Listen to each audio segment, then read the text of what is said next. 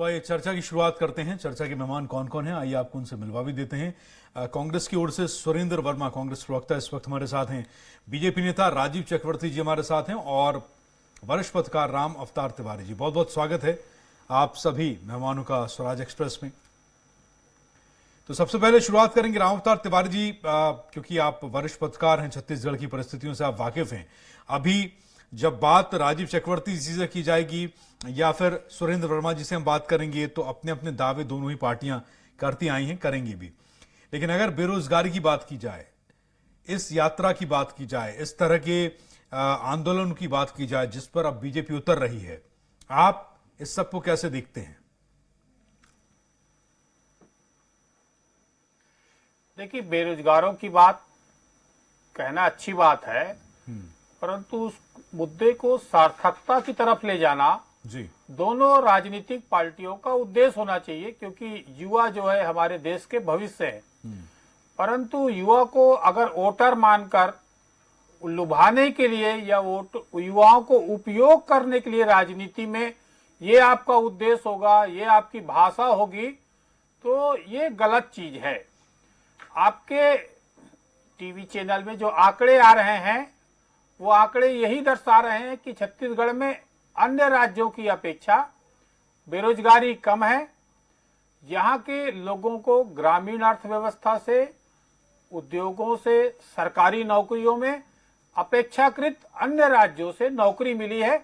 ये सही भी है। इस आंकड़े के अलावा हम लोग जो देख रहे हैं, यहाँ सरकारी नौकरी में हजारों की संख्या में आवेदन अलग अलग विभागों से निकल रहे हैं।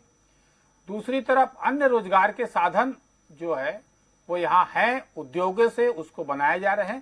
तो काम तो हो रहे हैं, काम और होने की दिशा में जरूरत है, क्योंकि निरंतर महंगाई बढ़ रही है। युवा लाखों की संख्या में हर वर्ष पढ़ाई कर निकल रहे हैं।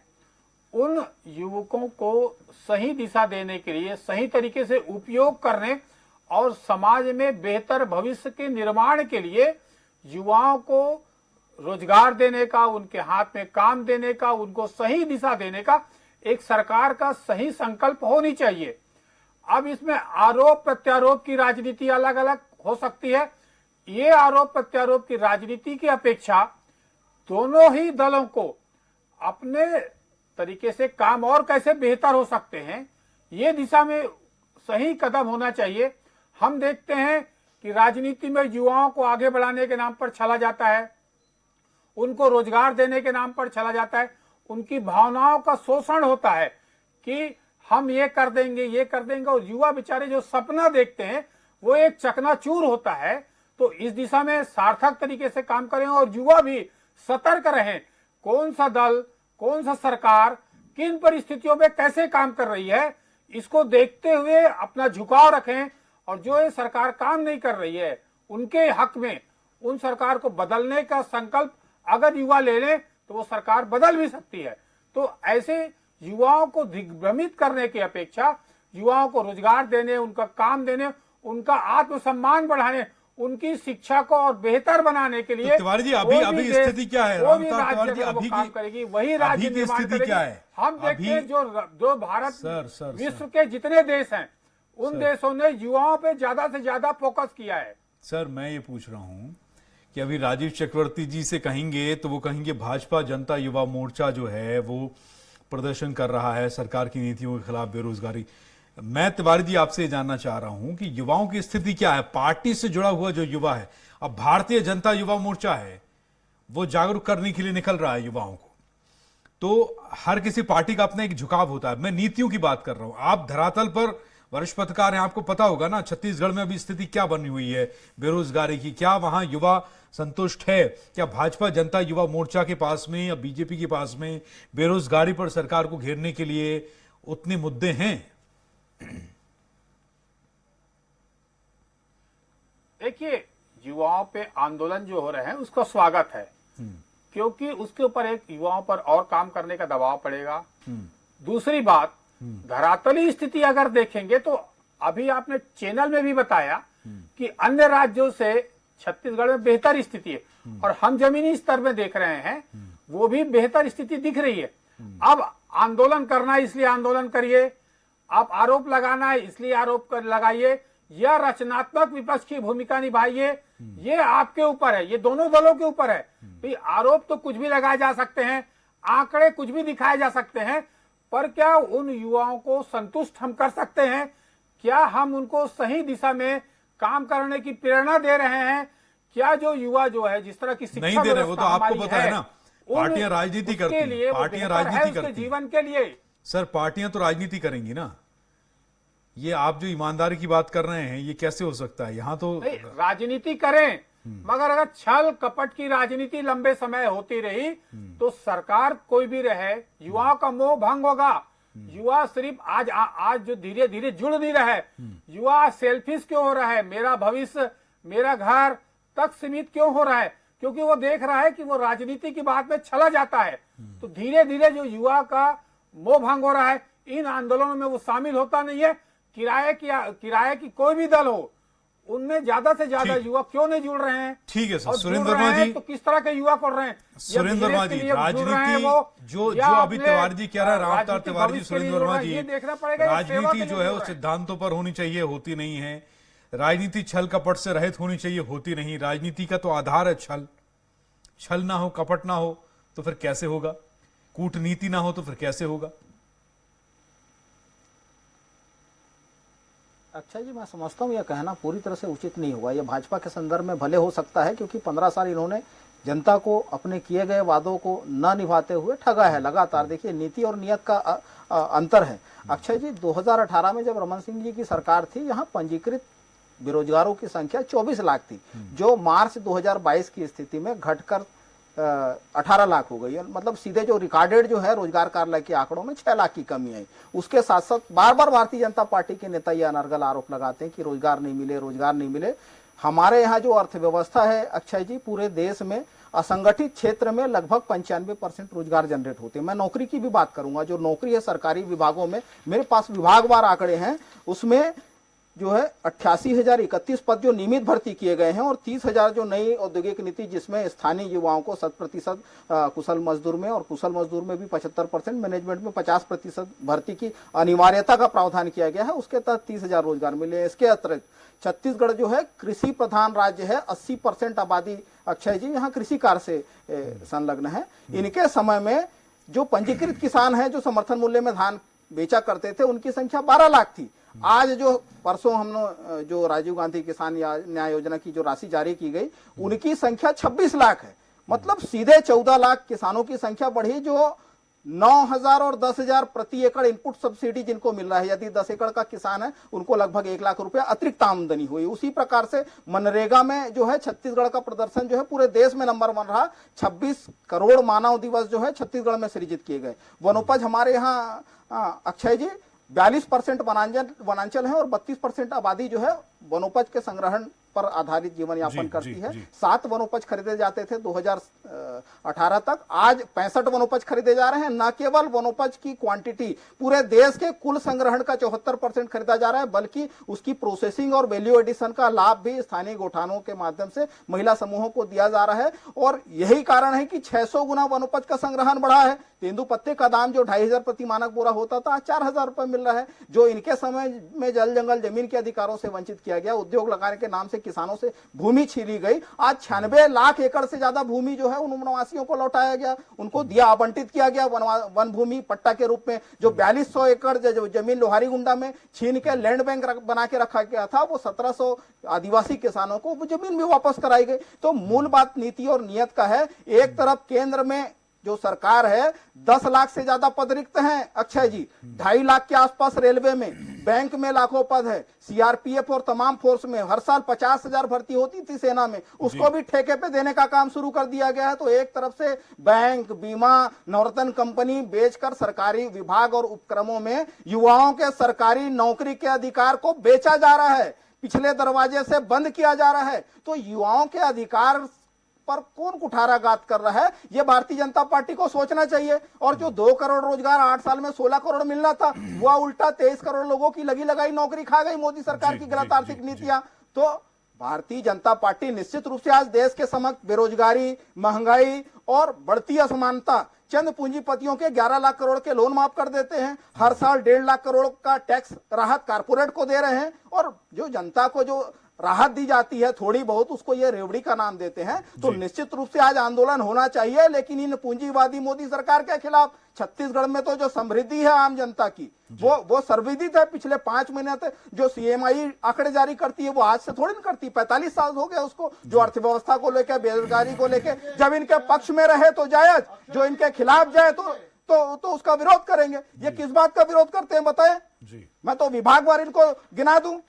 जो पीएससी में लगातार 5 भर्तियां हुई है, 2885 पद, 4530 नौकरियां जो है चलिए ठीक है, राजीव चक्रवर्ती को बीच में ला रहा हूं। शिक्षक के पद। अच्छा जी, वो 15 साल में एक भी पद नियमित शिक्षक के नहीं वर्मा भरे। जी सारी बातों का जवाब ठीक है, बताइए चक्रवर्ती साहब।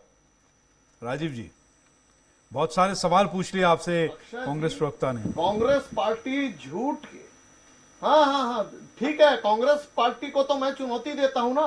वो जिस उद्योगपतियों के इतने खिलाफ है, उन उद्योगपतियों को जेल में डाल दीजिए और उद्योगों को जला दीजिए, और ये उद्योगपतियों के पास जाते नाक रगड़ने के हमारे पास उद्योग लगाइए। और जितने भी उद्योग चल रहे हैं, जितने भी रोजगार छत्तीसगढ़ में चल रहे हैं, वो उद्यमियों की वजह से चल रहे हैं, क्योंकि भारतीय जनता पार्टी की केंद्र की सरकार ने कोविड मैनेजमेंट का फंड दिया। कोविड मैं आपके समय नहीं बोला,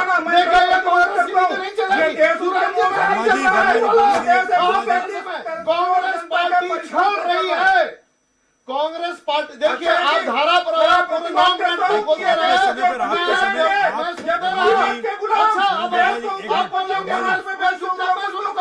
ये देखिए अपने कांग्रेस जब भारतीय जनता पार्टी के लोग बोलते हैं इनके प्रवक्ता अपने समय पे भाई सुरेंद्र वर्मा जी हमारे साथ कर रहे हैं। नहीं मुझे देखिए अपने समय पर बोलिए। जब आप बोल रहे थे तो बीजेपी नेता शांत बैठे थे। राजीव चक्रवर्ती आप भी शांत रहिए, अपने समय पर बोलिएगा, आप कोई दिक्कत थोड़ी है।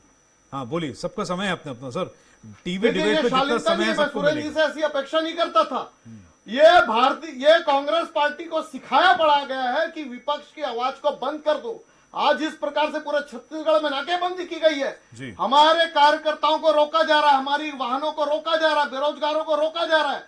रैली को रोको एकमात्र, क्योंकि भूपेश बघेल की सरकार डर गई है, सहम गई है।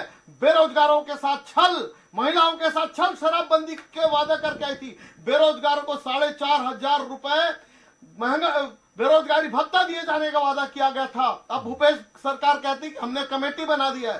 ये जो आप जो धारा प्रवाह प्रवचन दे रहे थे मेरे मित्र, उस धारा प्रवाह प्रवचन में जितना भी एंसिलरी इंडस्ट्री है उसको मोदी सरकार ने फंडिंग करके जीवित रखा। नहीं तो 2 साल की मंदी और जो कोविड काल था, उद्योग धंधों की हालत खराब थी।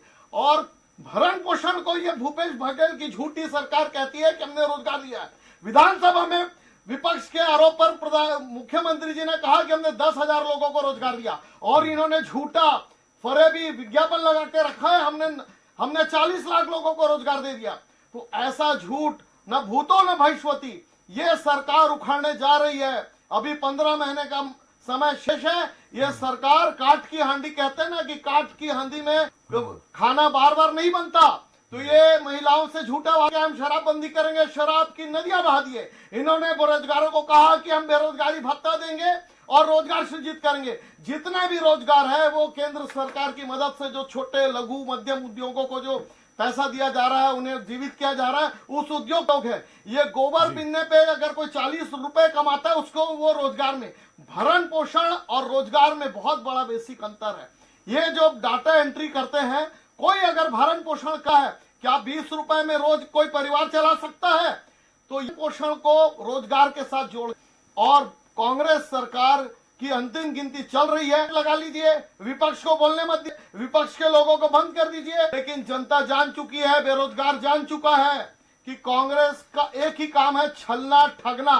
और ये छल कपट और ठगने का आपका अंतिम समय है। और ठग लीजिए और झूठ बोल दीजिए। आज स्थिति यह है अक्षय जी कि 12,000 लोगों को जो पुलिस की और जो पुरानी पेंडिंग नौकरी थी, उस नौकरी को लगा के दिया गया है। बाकी नौकरी की स्थिति बहुत ठीक है। तिवारी जी बीजेपी नेता जो कह रहे हैं, बहुत निराश है। राजीव चक्रवर्ती जो कह रहे हैं, मैं सहमति और असहमति तो नहीं जानूंगा। ठीक है रामअवतार तिवारी जी, सहमति और असहमति नहीं पूछूंगा, लेकिन जो कह रहे हैं उसमें से सच कितना मान पा रहे हैं आप? आपको परिस्थितियां ज्यादा पता है, आप ग्राउंड पर रहे हैं। देखिए, छत्तीसगढ़ में जो तमाम आंकड़े आ रहे हैं, चाहे राष्ट्रीय स्तर के हो चाहे राज्य स्तर के हो, वो आंकड़े जो बता रहे हैं छत्तीसगढ़ में रोजगार की स्थिति बेहतर ये बता रहे हैं। दूसरी बात, अगर मेरे से व्यक्तिगत पूछा जाएगा तो यहाँ पे सरकारी नौकरी में भर्ती की प्रक्रियाएं लंबे समय से चल रही है और हजारों लोगों को नौकरी मिल भी गई है।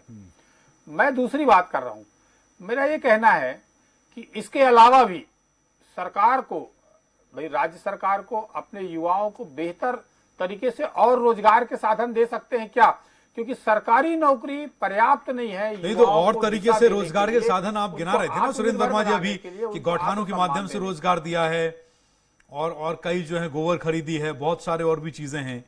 ठीक है, उस पर राजीव चक्रवर्ती ने सवाल भी उठा दिया कि 20 रुपए दिन में कोई कैसे अपना खर्च चलाएगा। बना दिया इन लोगों ने, घर नहीं होता, भरण पोषण होता अक्षर। छत्तीसगढ़ में ठीक है, जो जिस तरह से कोयला, लोहा और खनिज के साधन हैं, छत्तीसगढ़ एक उन्नत राज्य है, यहाँ बेहतर संभावनाएं हैं।